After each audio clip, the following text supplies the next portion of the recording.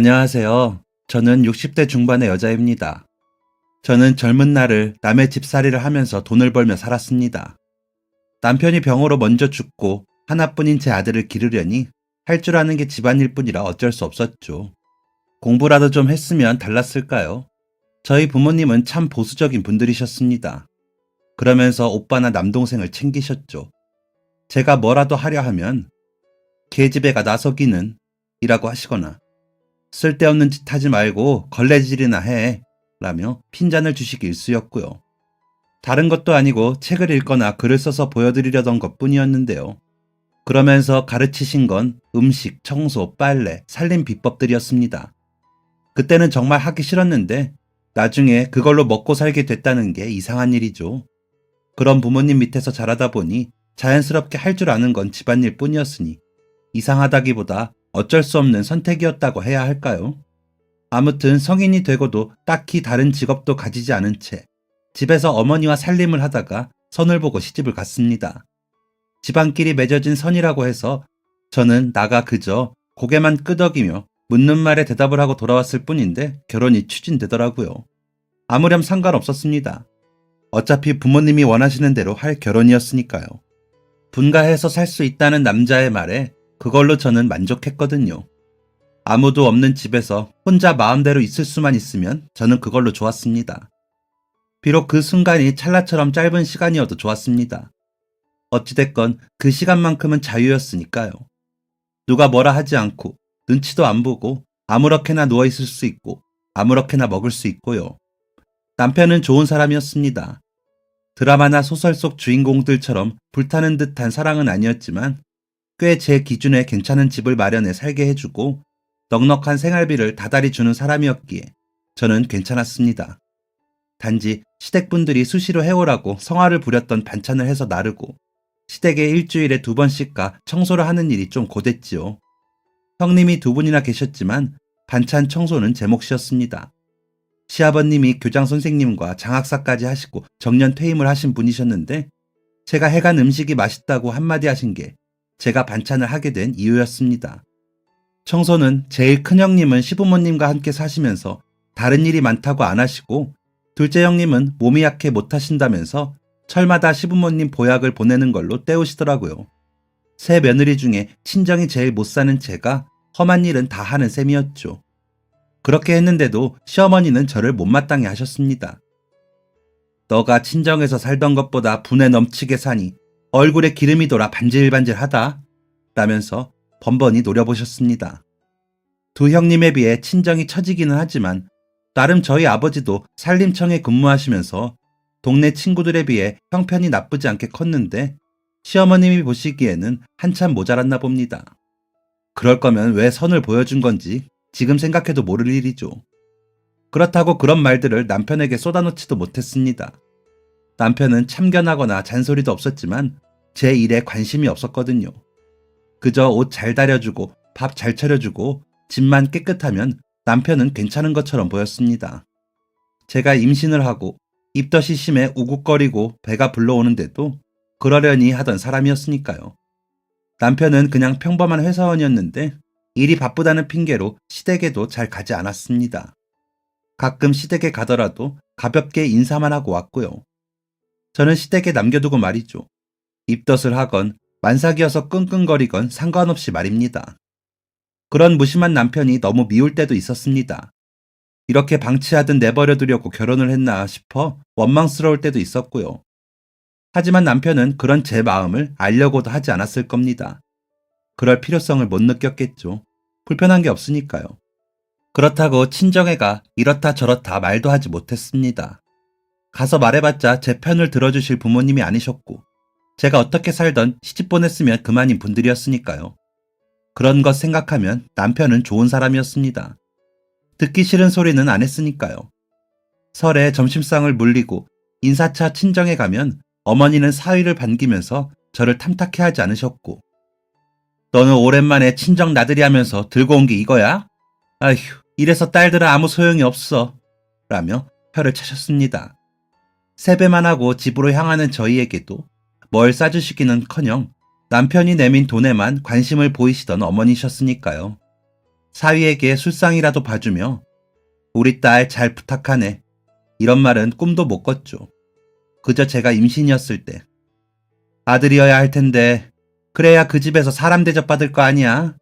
지 같은 딸 낳으면 그걸 어디에 쓸까? 라며 배를 쓰다듬으신 것이 최고의 애정어린 행동이 아니었나 싶네요.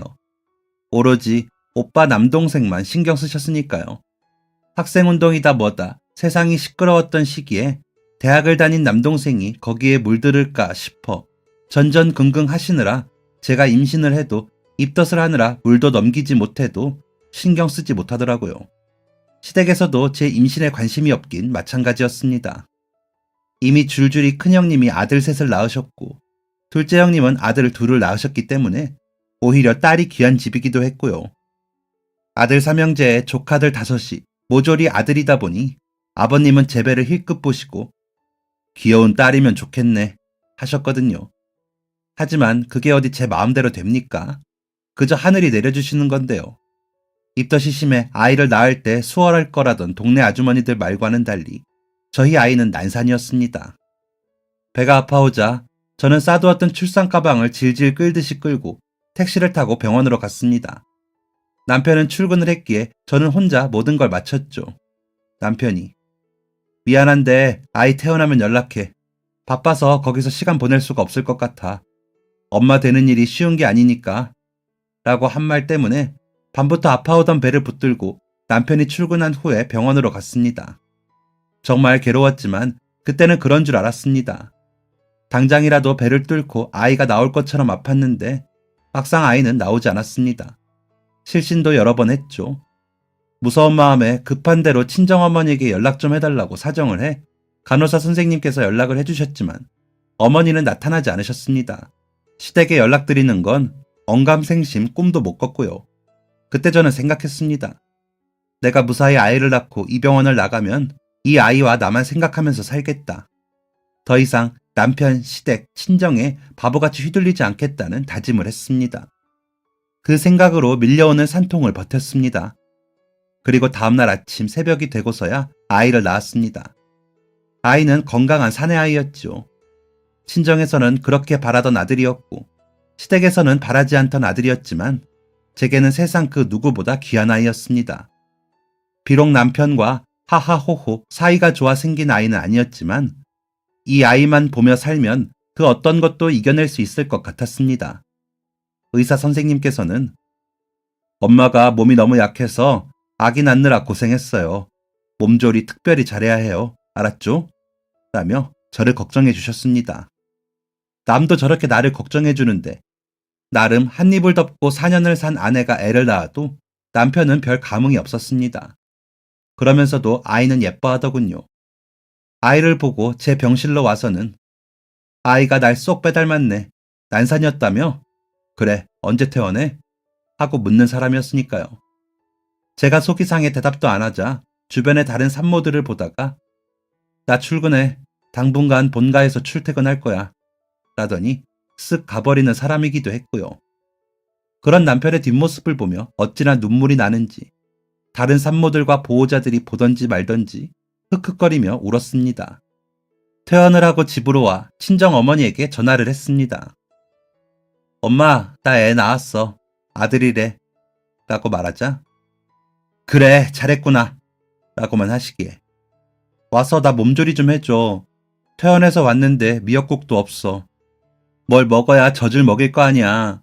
라고 했더니 바리바리 뭘 싸서 오셨더라고요. 미역도 완도산 좋은 걸 사놨다면서 들고 오고 젖 잘 돌게 해야 한다고 돼지족도 사오고 내복도 몇 벌 챙겨오시고요. 그때가 여름 직전이었는데도 산모는 몸이 따뜻해야 한다면서 성하셨죠. 그냥 그렇게 몸조리를 해주셨으면 좋았을 텐데 내가 친손주도 못 봤는데 외손주 보느라 이러고 있어야겠니? 산모도 너무 누워만 있으면 몸 굳는다.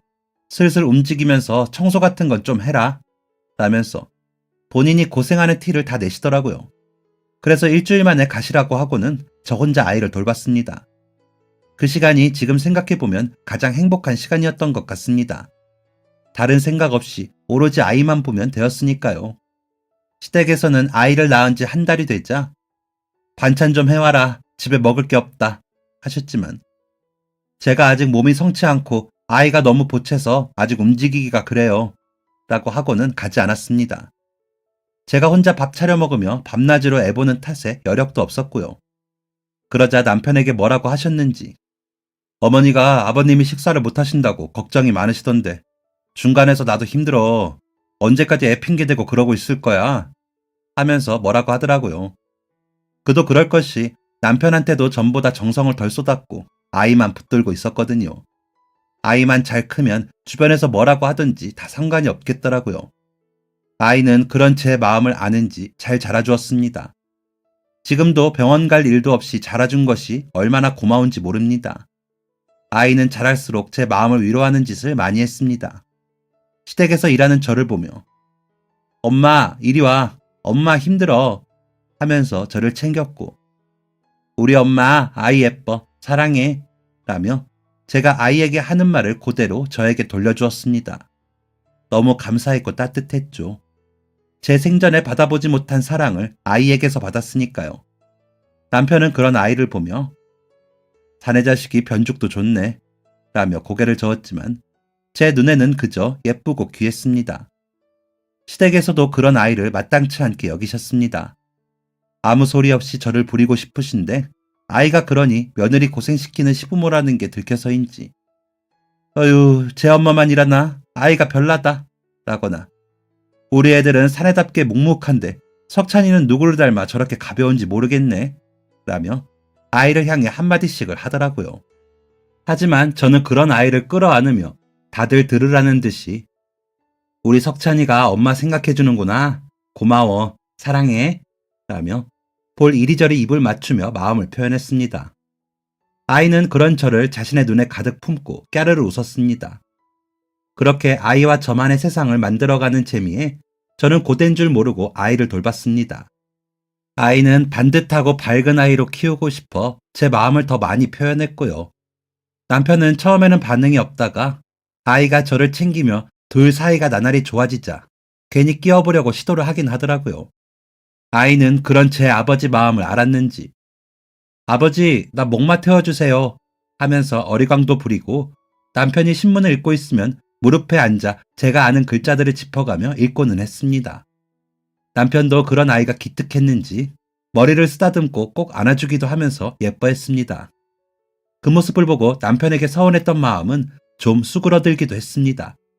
하지만 여전히 남보다 조금 가까운 한 집에 사는 사람, 그 이상 그 이하도 아니긴 했죠. 그렇게 시간은 흘렀고 아이가 초등학교 입학을 앞두고 가방을 사고 학용품을 사면서 설레어하던 그런 날이었습니다.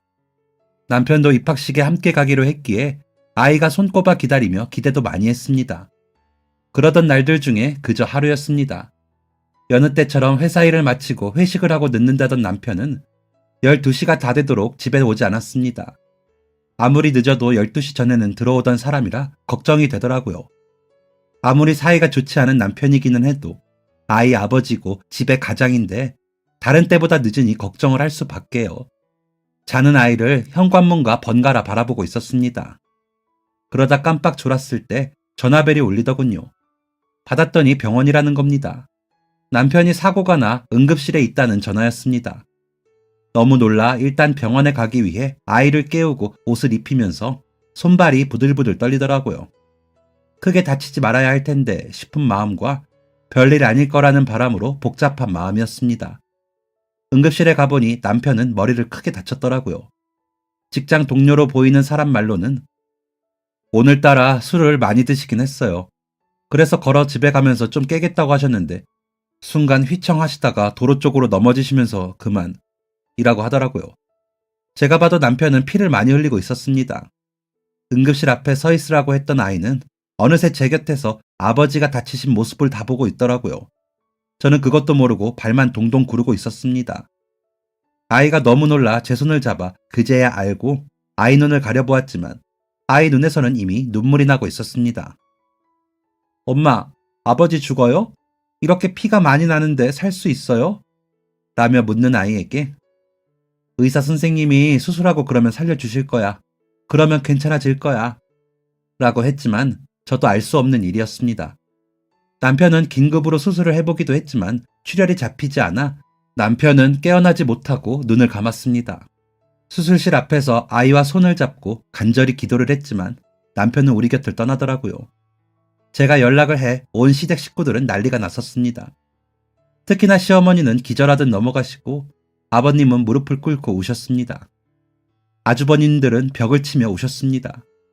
장례식은 병원 장례식장에서 치렀는데 시어머님은 빨리 간 것도 서러운데 최대한 사치스럽게 장례를 해라 라면서 이것저것 주문이 많으셨습니다. 생전 저에게 다정한 적 한 번 없던 남편이었지만 그래도 12년을 삶아떼고 산 남편이라 그런지 눈물은 멈추지 않고 흘렀습니다.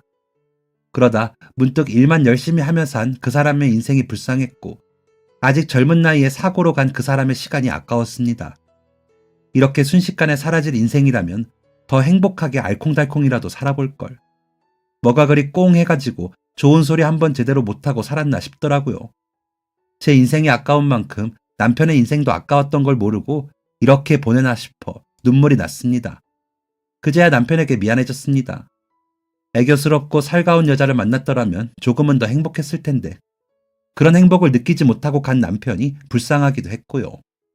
아들은 제 아버지를 다시는 만나지 못한다며 아버지 입학식은 어떻게 해요? 같이 가시기로 하셨잖아요. 라고 우는데 제 마음도 같이 괴로웠습니다. 시어머님은 그런 아이에게 사내 자식이 잔망스럽게 그런 말을 잘도 하는구나. 너희 아버지가 돌아가셨는데 그깟 입학식이 대수냐? 라며 눈을 흘기시더라고요. 그 모습을 본 제가 어머니께 뭐라고 하려 했습니다.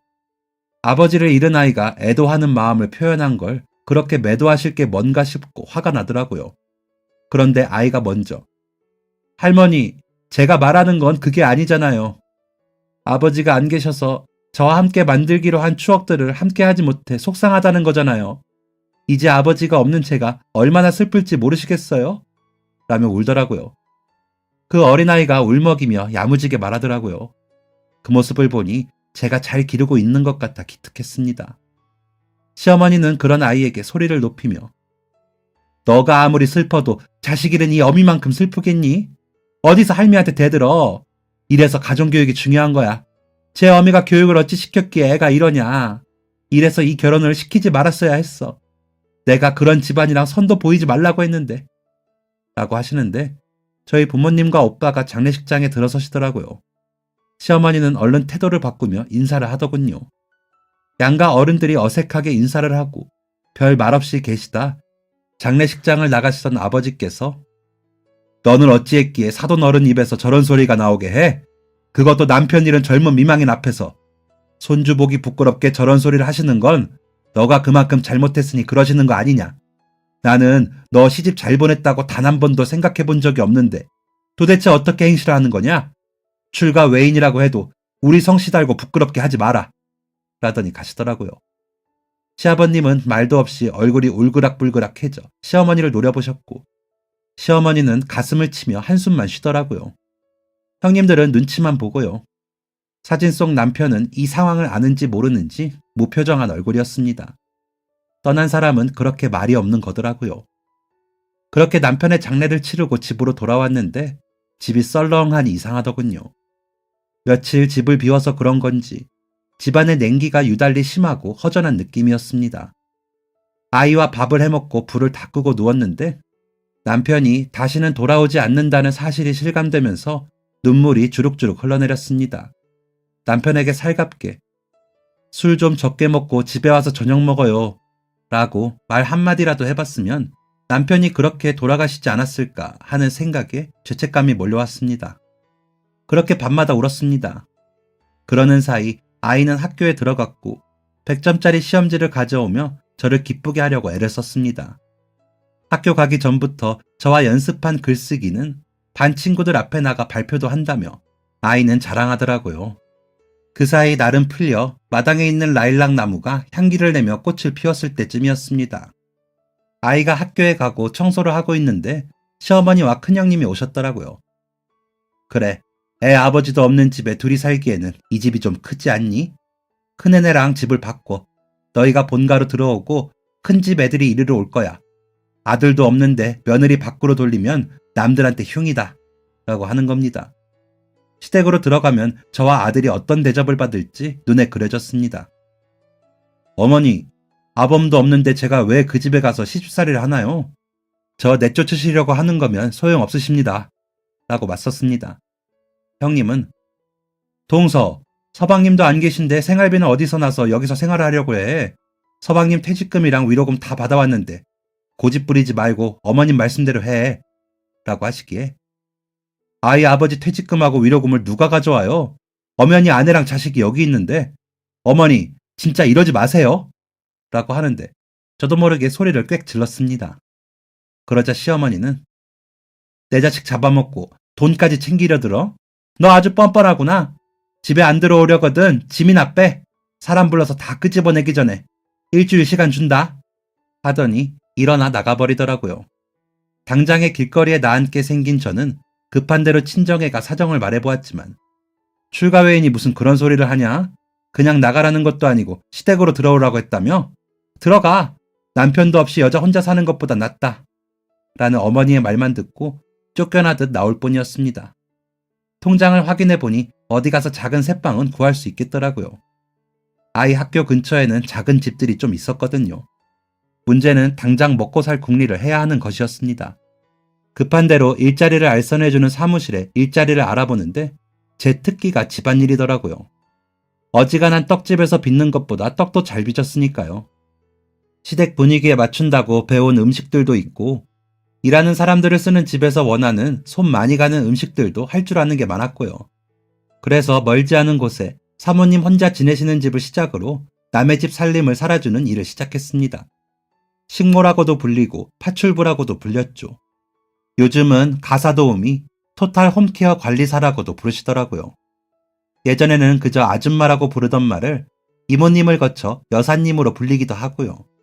아이가 혹시나 부끄러워하지는 않을까 조심스럽게 여기서 버스로 세정거장 떨어져 아마 학교에 아는 친구는 없을 거야. 엄마가 할 줄 아는 게 그런 일이라 미안해. 라며 설명을 하자. 엄마가 고생해서 나 먹이고 입히려고 하시는 일인데 뭐가 미안해요. 저는 엄마가 너무 힘들까 걱정이에요. 라며 저를 안아주더라고요. 급하게 이사를 하느라 아이 짐 위주로 챙겨 당장에 필요한 것들만 가지고 오면서 제가 많이 울었거든요. 사랑은 받지 못했어도 궁핍하게 살아본 적은 없었기에 서럽더라고요. 그런 저를 보고 아이가 제가 많이 불쌍했는지 전보다 더 다 좋다는 말을 많이 했습니다. 속이 깊은 아이라 너무 고마웠지만 그만큼 미안했습니다. 어린아이를 너무 빨리 어른으로 만들고 있는 것 같아서요. 그러면서도 아이가 그래주니 의지가 되고 좋았습니다. 아이가 없었다면 제가 그 시절을 어떻게 버텼을지 머리가 아득합니다. 아무래도 일이 괄시도 많이 받는 일이다 보니 집에와 아이가 학교 생활에 대해 이야기해주는 걸 들으며 돈을 버는 보람이 느껴지더라고요. 하지만 혹시나 공부가 처질까 걱정도 많이 되기는 했습니다. 학원을 보낼 형편은 못 되었으니까요. 그래서 저녁마다 모르겠다는 부분들을 봐주고 비슷한 문제들을 만들어 풀어보게 했더니 학교 성적도 계속 잘 받아왔습니다. 전보다 부족한 형편에 먹고 싶은 것도 가지고 싶은 것도 흠뻑 사주질 못하는데도 아이는 투정 한 번을 하지 않았습니다. 저 같은 엄마에게 넘치도록 대견하고 기특하고 고마운 아이였습니다. 그래서 힘을 내 열심히 일을 했습니다. 아끼고 아껴서 월세로 살던 집을 전세로 갈 만큼 돈을 모으기도 했지만 생활은 딱히 좋아지지는 못했죠. 그런데도 아들은 공부도 잘했고 친구도 잘 사귀었습니다.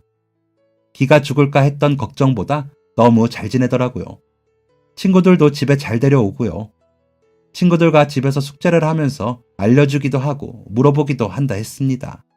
담임 선생님 말씀으로는 아들이 지도자 기질이 있어 반 아이들을 잘 이끌고 힘든 친구를 가만두고 보지 않고 나서서 돕는 정의로운 아이라고 하셨습니다. 나중에 판 검사하면 잘할 것 같다는 말씀도 하셨죠. 저는 그저 감사했습니다. 우리 아들에게도 고마웠고 그런 아이를 잘 따른다는 친구들에게도 고마웠습니다. 그걸 예쁘게 봐주시는 선생님께도 감사했고요. 그래서 아이들이 집으로 놀러와 먹을 수 있게 간식도 준비해놓고 선생님 가져다 드리라고 반찬도 해서 보냈습니다. 제 나름의 마음의 표현도 역시나 저는 그런 것들이더라고요. 그렇게 아이는 잘 자라주었습니다. 저도 어느 정도 일에 익숙해졌고 돈이 좀 더 되는 집들을 소개받기도 했습니다. 형편은 조금씩 좋아지는 듯 보였죠. 아이가 중학교 3학년이 됐을 때쯤에는 집에서는 좀 더 멀었지만 월급이 기존에 받던 0.5배를 더 받게 되어 다른 사람을 소개해주고 일하는 집을 옮기게 되었습니다. 버스 정류장과 제법 먼 집이라 종종거리며 출근을 하고 있는데 바닥에 낡고 허름한 지갑이 떨어졌더라고요. 아이가 잃어버렸나 싶어 우체통에 넣어줄까 싶어 열어봤는데 엄마와 아이가 찍은 사진이 보이더라고요. 환하게 웃고 있는 모습이 너무 예쁘더라고요. 안에 돈은 현금으로 5만 원 정도 들었는데 그 옆에 메모에 아이 바지, 아이 속옷, 아이 반찬, 가스비, 수도비라고 적혀 돈과 함께 있더라고요. 아무래도 아이 엄마 지갑인 것 같은데 잃어버려 곤란할 것 같아 안쪽을 더 뒤져서 신분증을 보니 주소가 근처더라고요. 그래서 실내를 무릅쓰고 집 주소지로 찾아갔습니다. 길거리 담벼락 한쪽에 샤시문이 주소더라고요. 그 문을 보는데 남편이 죽고 아들과 살 집을 찾아 헤매던 그때가 떠올라 마음이 시큰해졌습니다. 벨도 따로 없어 문을 두드려 계세요! 라고 부르자 안에서 누구세요? 라며 미간에 주름을 잡은 젊은 여자가 나오더라고요. 지갑을 주워서요. 찾아주려고 보다가 급할 것 같아서 가져왔어요. 라며 말하자 제 손을 잡더니 감사합니다. 감사합니다. 잃어버린 줄 알고 진짜 막막했거든요. 당장 애 병원도 가야 했는데 감사합니다. 라고 하기에 괜히 짠한 마음에 이거 가지고 아기 간식이나 좀 사줘요. 나도 형편이 좋은 사람은 아니라.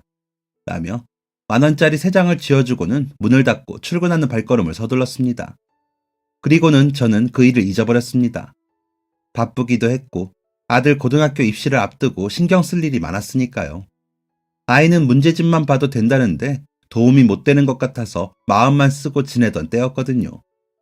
게다가 그쯤에서 전과 다르게 일하는 집 사모님은 왜 그리 친구 모임이 많은지 매주 주말마다 모임상 차리느라 고생을 하기도 했고요. 그래도 추가 수당이 꼬박꼬박 나와 아들을 생각하며 참았습니다. 추가 돈이 더 생기면 아들에게 뭐라도 더 해줄 수 있으니까요. 그러다 사모님 친구들이 하는 이야기를 듣게 되었죠. 그 박교장 선생님 댁은 완전히 망한 거야? 아들 둘이 그 재산을 다 말아먹고? 라고 들리더군요. 혹시나 싶어 귀를 기울였는데 제일 똑똑하던 막내 아들 사고로 죽고 며느리 돈 한 푼 안 주고 내쫓을 때부터 아들들이 사업한다고 설치더니 장학사님 돌아가시고 모시겠다는 며느리들이 없어서 그 집 사모님 혼자 지내시다 풍 오니까 아들들이 재산 다 가져갔대. 그러고는 풍비박산이지. 라는 겁니다. 저희 시댁 이야기였죠. 그 뒤로 아들들 다 이혼하고 그 집 사모님 아들들도 안 들여보다가 돌아가시고 아들들은 어디서 뭐 하는 줄도 모른대. 막내 며느리가 순했는지 잡다가 그 며느리 도망가고 얼마나 후회를 하셨을까? 하더니 또 다른 이야기들을 하더라고요. 저희가 그 집을 나오고 흐른 10년 가까운 시간 동안 그런 일들이 있었다는 것이 기가 막히고 어이도 없었지만 저희 아들을 앞으로 더 잘 키워보겠다며 마음을 굳게 먹었습니다. 무심한 어른이 그렇게 우리를 내쫓지만 않았어도 그렇게 돌아가셨을까 싶어 마음이 좋진 않았습니다. 그리고는 그날따라 정리가 빨리 끝나 먼저 들어가도 된다는 이야기를 듣고 퇴근을 하고 있었습니다. 아무리 이제 나와 상관없는 사람들이어도 그런 소식을 들으니 마음이 좋지는 않더라고요. 그래서 고개를 숙이고 터덜터덜 걷고 있는데 저기 아주머니! 라면서 부르는 소리가 나더라고요. 그래서 보니 그 아기 엄마였습니다. 그래서 아는 체를 하면서 아휴 날도 추운데 어디 가요? 했더니 일자리를 좀 찾아보려고 하는데 잘 안 되네요. 아이를 맡길 곳이 없어서요. 라면서 쓸쓸한 표정으로 웃으며 대답을 하더라고요. 아이 아빠가 벌이가 힘들어요. 아빠도 젊겠구만. 이라고 했더니 아기 엄마가 눈물을 쭈르륵 흘리더라고요. 놀라서 가방에 휴지를 꺼내주고 어깨를 다독여 주었더니 제 품에 안기듯 기대 울더라고요. 그러다 민망했는지 죄송합니다. 제가 오늘 좀 힘들었나 봐요. 저희 아이는 아빠가 없어요. 제가 혼자 낳아 기르고 있어요.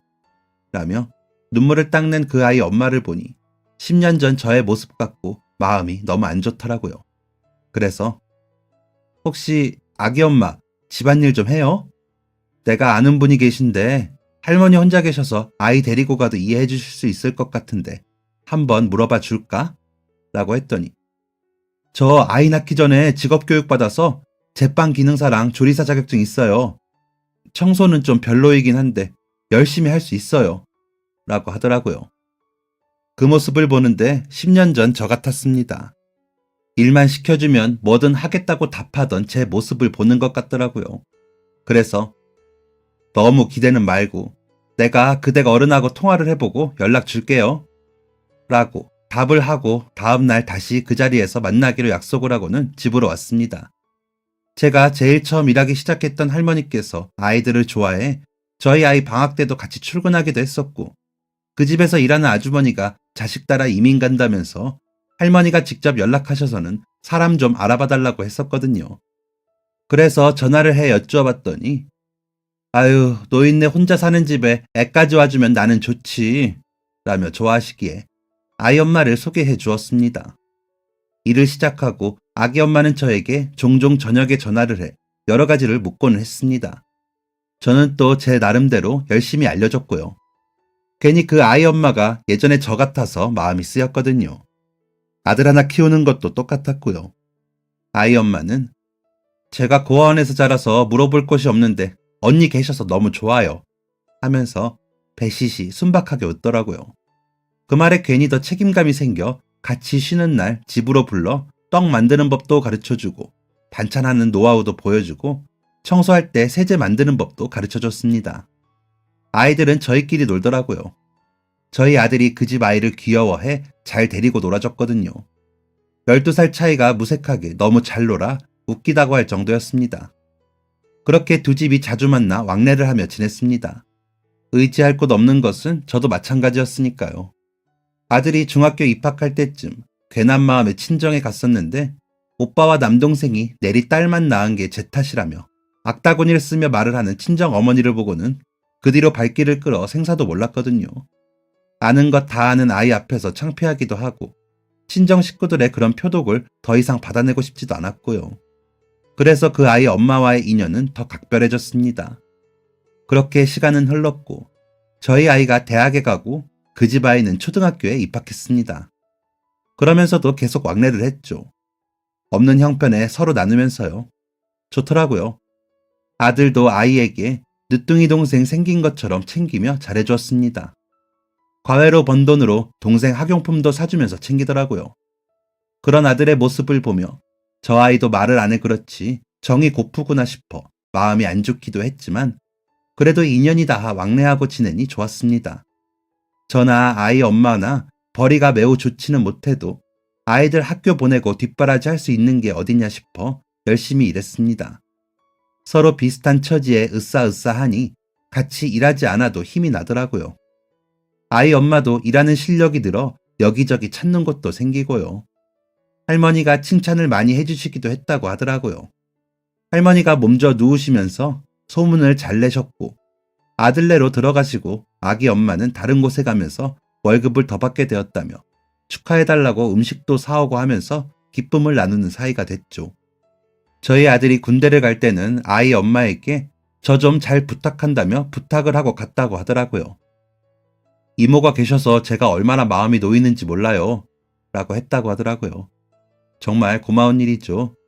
아이 엄마는 정말로 전보다 자주 아이를 데리고 저희 집에 와서 저녁을 먹고 갔거든요. 아이도 이모, 내가 오늘 학교에서요 라며 이야기를 해주는데 저희 아들 잘할 때 같아 좋더라고요. 그래서 살뜰히 챙겨주었습니다. 그러면서 또 돈독해졌고요. 아들은 대학교를 졸업하고 회사에 들어가 열심히 다녔습니다.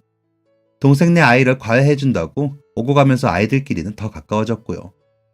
엄마, 재범이가 엄청 영리해요. 저희 학교 같은 과에 들어가겠다고 열심히 하는데 기특해요. 라면서 가르치는 보람이 있다고 좋아하더라고요. 책도 많이 사주면서 열심히 가르치더라고요. 형제가 없는 아이 둘이 뜻이 맞아 잘 지내는 것도 좋았고 그 아이 엄마와 언니 동생 하며 지내는 것도 좋았죠. 그러다 하루는 언니, 나는 가끔 내가 벼락부자가 됐으면 좋겠어요. 내가 만약 그렇게 되면 집 지어서 언니랑 나랑 위아래에 같이 살면서 지내면 너무 좋을 것 같아요. 라고 하는 아이 엄마 말에 그래, 그러자. 나도 벼락부자 되면 동생이랑 같이 살 집 지을게. 하면서 웃었습니다.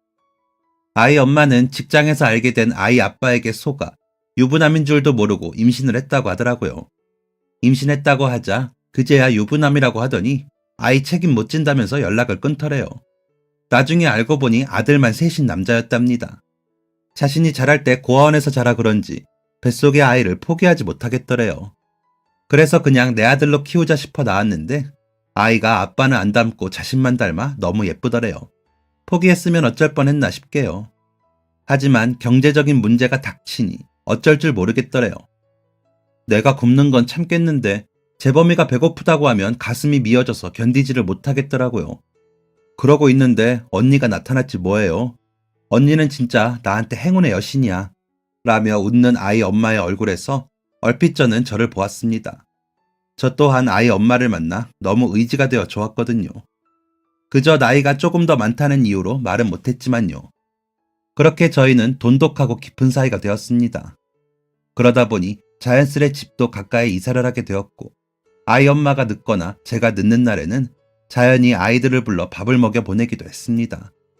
진짜 친척보다도 나은 사이가 되어버렸죠. 아니, 그 이상이 되어버린 거죠.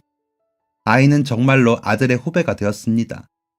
그때쯤 저희 아들이 결혼을 했는데 결혼 선물이라며 자랑스러워 하더라고요.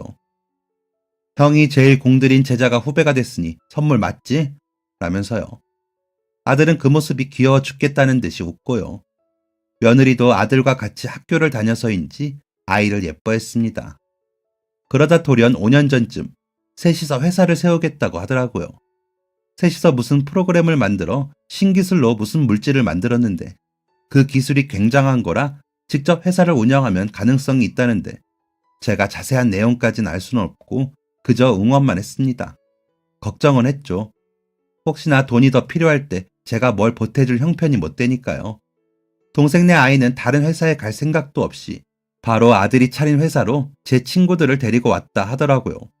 아들이 책임이 컸죠. 그렇게 열심히 하는 아이들을 보면서 저와 동생은 노년에 아이들 신세나 지지 말자 싶어 그저 열심히 제 일을 했습니다. 남의 집 일이라도 정이 생기면 힘든 건 둘째치고 더 손이 가기 마련이라 사모님들과도 잘 지냈고요. 동생은 우리 아들 장가만 보내면 언니 나랑 같이 살아요. 그래야 애들도 신경 안 쓰고 편하지. 라고 하면서 전보다 열심히 하더라고요. 아이들은 아이들대로 인연을 붙들고 밤낮 없이 하더니 아들과 며느리, 아이가 생산한 물건이 유럽 어디로 팔리기 시작했다고 하더라고요. 그러다 그 물질로 만든 화장품이 홈쇼핑에도 나오고 인터넷으로도 판다면서 수입이 꽤 나기 시작했다고 하더니 얼마 전에 동생과 제가 지낼 집을 두 엄마들 공동명의로 지어주었습니다. 마당이나 거실은 공동으로 쓰고 방이나 주방은 또 따로 쓸 수 있는 집이라며 짓는 데만 1년이 꼬박 걸렸습니다. 한창 코로나가 난리일 때라 공사도 조심스러웠습니다. 집이 다 지어지고 나서 우리 손녀는 놀러오면 2층에 올라가 하늘 보며 노느라 정신없고요. 합니 하고 애교 부리면서 아장아장 걷는 모습이 너무 예뻐 자주 보고 싶더라고요.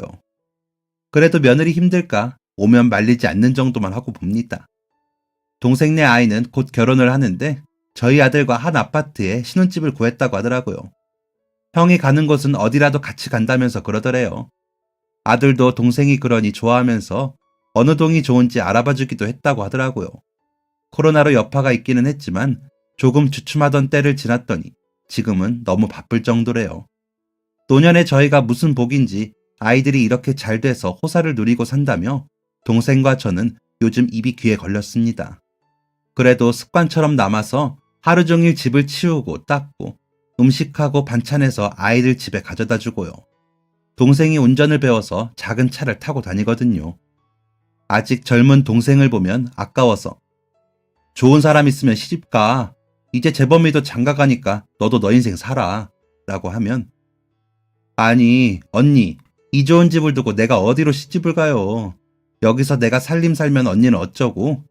내가 시집 갈 거였으면 이 집을 받으면 안 됐지. 석찬이 눈치 보여서 안 돼요. 라며 웃기만 합니다. 나이가 들어도 어찌나 맑게 웃는지 너무 아깝습니다. 저러다 덜컥 눈이 맞는 사람이 나타나야 할 텐데 싶다가도 저 사람 없으면 내가 허전해 어찌 사나 싶고 그러네요. 요즘같이 점점 더 각박해지는 세상에 저희 같은 사람도 있다는 걸 말씀드리고 싶어서 글을 쓰기 시작했는데 왜 제 마음의 응어리가 풀리는 것 같은지 모르겠습니다. 다 지나서 없는 일이 된 채로 산지 오래인데 막상 풀어놓으니 눈물도 나고 그러네요. 지난 일은 두고 제가 바라는 것 하나는 아이들 하는 일 계속 잘 되고 동생과 저 아픈 곳 없이 아이들 신경 안 쓰게 노년을 보내는 일입니다. 앞으로 살아갈 날보다 살아온 날이 더 긴 제가 바라는 거라곤 그것뿐이네요. 제가 한 고생들은 저희 아들이, 동생이 한 고생은 동생 아들이 보상받기를 바라면서 이 집에서 행복하게 지내고 싶은 마음이랄까요. 그리고 가진 것 자랑하기보다 어려운 저희 같은 사람들을 좀 도와주고 싶은 마음이 큽니다. 저희가 사는 지역에 있는 미혼모 단체에 봉사도 가고 있는데 앞으로 더 해야 할 일을 찾아보려고요. 일을 쉬니 시간이 많네요. 앞으로 더 값진 시간 동생과 함께 잘 쓰면서 살겠습니다. 여러분들도 매 순간 복되고 값지게 사시길 바라겠습니다. 긴 이야기 들어주셔서 감사합니다. 지금까지 사연 들어주셔서 감사합니다. 사연이 재밌으셨다면 구독과 좋아요를 눌러주세요. 감사합니다. 안녕히 계세요.